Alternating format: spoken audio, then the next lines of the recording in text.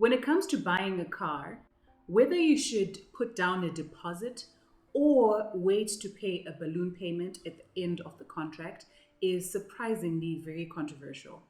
Because on one end, you might think paying a deposit will help you reduce your monthly payments and your interest payments and work out to be cheaper in the long run. While on the other side, you might think paying a balloon payment at the end of your car financing contract is what's best because you don't have to put a big upfront payment, usually 10 to 20% in some countries. And so you won't have cash flow issues, but also you still get the benefit of reducing your car payments. After running the numbers and doing a thorough analysis on the two options, what I found was shocking. And the difference in savings between the two options is quite surprising. And so in this video, we're going to be covering the two options when it comes to decreasing your car payments, determine which option is better, not only from a financial perspective, but also from just a psychology perspective.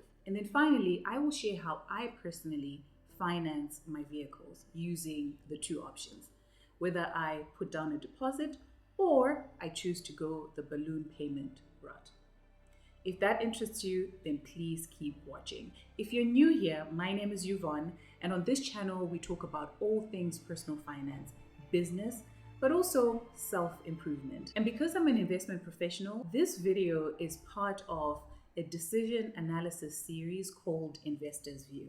And so if you like this video, you can check out the other decision analyses that I've done next.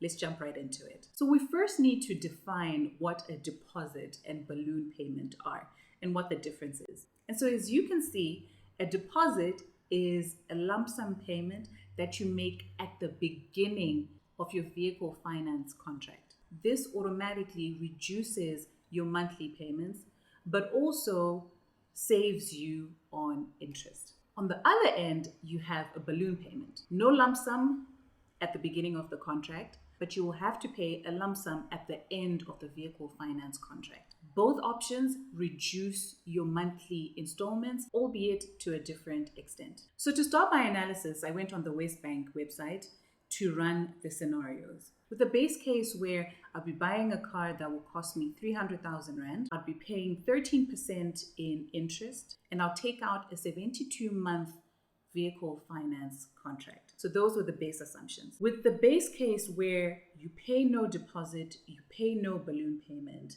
your monthly payment would be 6,115. And the total amount over the term, including interest, would be 440,000. 134,000 of that would be your interest component. So to compare paying a deposit or paying balloon payment, I first ran the numbers assuming that I would pay a deposit of 90,000, which would equate to around 30%, which is the maximum balloon percentage you can actually take. So what I found was if I paid a deposit of 90,000, my installment would come down to 4,300 from the 6,115 that I calculated initially. And my interest would only be 94,000, and my total repayment would be around 400,000. So 310 plus the 90,000 that I would have put in as deposit. Part of that 310 is the 94,000 in interest. And then in the second scenario, where I would pay a balloon payment at the end of the vehicle finance contract, the total that I would pay for the contract would be 470,000, of which 164,000 of that would be interest. And I would be paying an installment of 5,283. Also, less than the 6,115 I would have to pay if there was no deposit and no balloon payment. So comparing the three options, it seemed to me that paying a deposit was the best option, a no-brainer. But it's not that simple. And so I did additional analysis to figure it out. And this is what I found. So to do a fair comparison, I had to figure out what the benefit of paying a deposit and not a balloon payment versus the cost of paying a deposit and not a balloon payment would be. And then do the same for the balloon payment option. Assess what the benefits of paying a balloon payment are and the cost of actually paying a balloon payment. and this included the opportunity cost. So starting with the paying a deposit scenario, there are two benefits. One is the interest that will be saved when you pay in a deposit because you're paying interest on a low amount. And the second one is the reduction in your installments. And so when I calculated the difference between the base case installment and the paying a deposit installment, what I found was over a 72-month period, I would save around $131,000. And in addition to that, I would save $40,000 in interest. So the total benefit of me putting $90,000 as a deposit upfront would be $171,000. I had to look at the cost of this. So you're putting in 90,000 Rand into a depreciating asset when you could have put that money away into an interest-bearing high-yield savings account or some investment.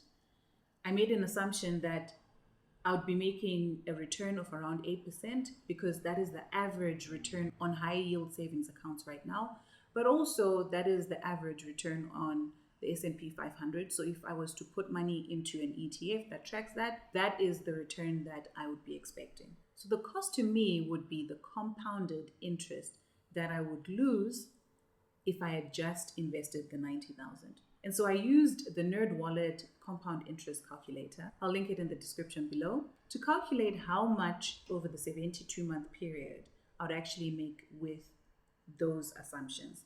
And what I found was the return would be $145,000. And so by just comparing the two, I'd be better off paying a deposit. To determine whether that's significant, I had to run the numbers on the balloon payment option. And so the two benefits of taking the balloon payment is one, reduction in monthly installments, albeit smaller, and the returns that you actually get from investing the 90,000 that you have instead of putting it into the vehicle as a deposit. And so I calculated the difference between the installments in the base case and in the pay a balloon payment case and multiplied that by 72 months. And then I added the compound return that you would make by depositing the 90,000 into a high interest bearing account. On the cost side, I found that there would be two costs.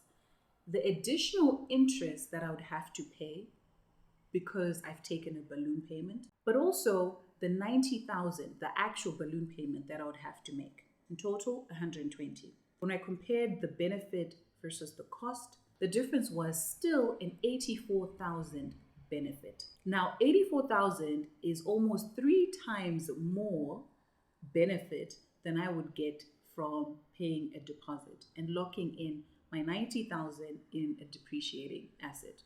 So after this analysis, it was clear to me that paying a balloon payment is actually better than paying a deposit. But there are a few caveats. And the first one is this all assumes that I would actually invest the 90,000, put it in an interest-bearing account and wait out the full 6 years. But that doesn't always happen because emergencies happen and I would need maybe to withdraw that money. So the second consideration would be the rate of depreciation of the vehicle.